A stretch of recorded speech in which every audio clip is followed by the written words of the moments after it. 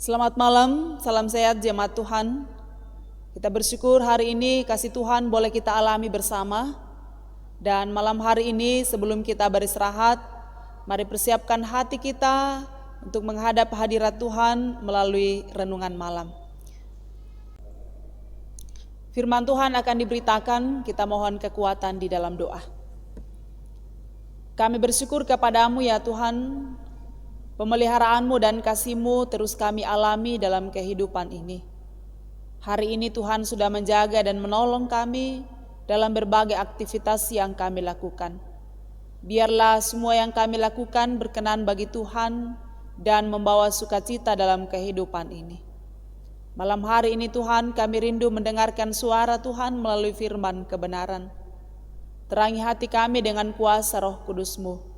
Berkati hamba-Mu yang akan memberitakannya, dan kiranya firman-Mu ini tetap menjadi pegangan dan penuntun kehidupan yang Tuhan anugerahkan. Berfirmanlah, sesungguhnya kami bersedia mendengarkannya. Kami berdoa dan bersyukur di dalam Tuhan kami Yesus Kristus. Amin. Bersama kita akan mendengarkan firman Tuhan dari kitab Bilangan pasal 12 ayat 1 sampai 16. Bilangan pasal 12 ayat 1 sampai 16. Demikian firman Tuhan. Miriam serta Harun mengatai Musa berkenaan dengan perempuan Kusi yang diambilnya, sebab memang ia telah mengambil seorang perempuan Kusi. Kata mereka, sungguhkah Tuhan berfirman dengan perantaraan Musa saja? Bukankah dengan perantaraan kita juga ia berfirman? Dan kedengaranlah hal itu kepada Tuhan.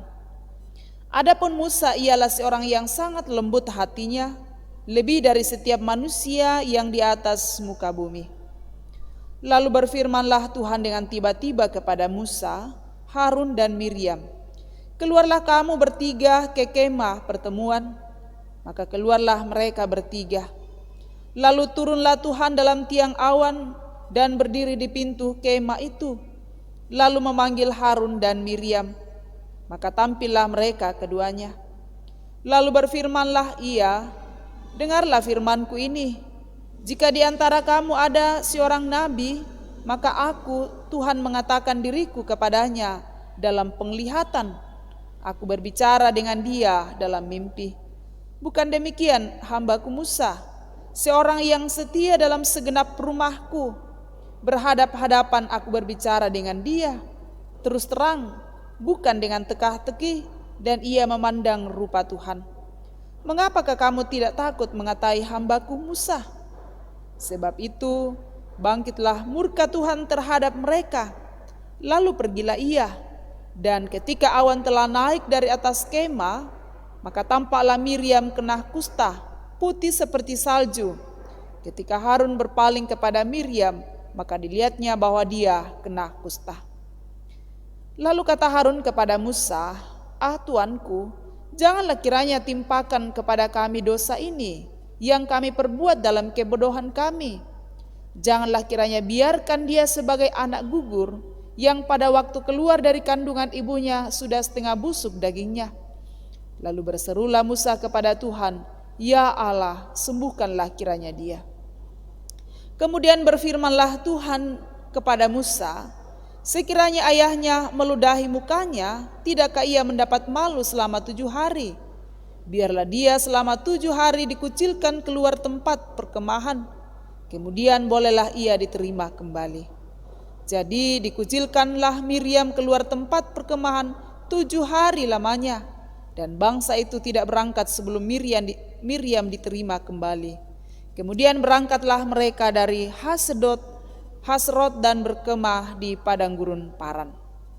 Demikian firman Tuhan, berbahagia kita yang mendengarkannya dan melakukannya dalam kehidupan yang Tuhan berikan. Amin. Kita bersyukur bahwa malam hari ini Tuhan kembali menyapa kita melalui firman-Nya. Dan bersama kita akan renungkan firman Tuhan ini dalam satu tema, jangan seperti Harun dan Miriam. Jangan seperti Harun dan Miriam. Kita banyak mendengar orang mengatakan bahwa sekalipun kita bersaudara, tetapi kita punya karakter, kita punya sifat yang berbeda. Bahkan orang kembar sekalipun pasti memiliki sifat dan karakter yang berbeda dengan kembarannya. Dan itulah kenyataan yang sering kita jumpai, bahwa sekalipun itu ia bersaudara, tetapi pasti memiliki perbedaan. Ketika kita melihat pembacaan ini, Bapak Ibu Saudara-saudara, ada satu karakter yang luar biasa ada dalam diri Musa. Ya. Dalam pembacaan ini disebutkan bahwa Musa ialah seorang yang sangat lembut hatinya, lebih dari setiap manusia yang di atas muka bumi. Dia punya kelembutan, kelemah lembutan, dan ternyata bahwa kelemah lembutan yang ada pada diri Musa dikehendaki oleh Tuhan dan mampu mengatasi hal-hal yang buruk dalam kehidupannya. Termasuk ketika Miriam dan Harun melakukan sesuatu hal yang tidak benar kepada Musa. Ya. Mungkin bagi banyak orang reaksi akan selalu dinyatakan secara cepat. Mungkin banyak yang berpikir, kenapa Musa tidak marah juga dengan tuduhan atau apa yang dilakukan oleh Miriam dan Harun kepadanya. Tetapi dalam pembacaan kita ini dikatakan bahwa Musa adalah sosok pribadi yang lembut hatinya.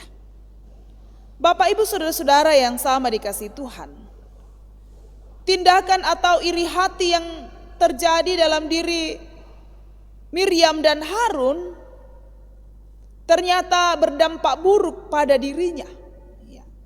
Bukan berdampak baik, bukan justru menguntungkan, tetapi ternyata berdampak buruk bagi dirinya. Secara khusus dalam ayat 10 dikatakan, Miriam kena kusta, putih seperti salju. Ya. Dampak dari apa yang ia lakukan, apa yang ia pikirkan terhadap Musa, itu berdampak kurang baik kepada dirinya. Apa yang bisa kita lihat dari pembacaan kita ini, Bapak Ibu Saudara-saudara? Memikirkan sesuatu hal yang terlalu berlebihan, itu akan berdampak kurang bagus pada diri kita. Memikirkan sesuatu hal yang tidak justru akan membuat kita menghadapi kesulitan sendiri. Bukannya kita menghadapi sesuatu hal yang baik, tetapi menghadapi sesuatu hal yang tidak benar. Dan kalau kita lihat di ayatnya yang ke-8, mengapakah kamu tidak takut mengatai hambaku Musa? Ini firman Allah kepada Musa dan kepada Miriam dan Harun. Mengapakah kamu tidak takut mengatai hambaku Musa? Musa adalah hamba Allah yang dipakai, bahkan yang dipilih untuk menyampaikan kabar sukacita yang datangnya dari Allah kepada umat. Tetapi terkadang bahwa umat tidak mampu menahan diri, lalu justru mengeluarkan kata-kata yang tidak benar.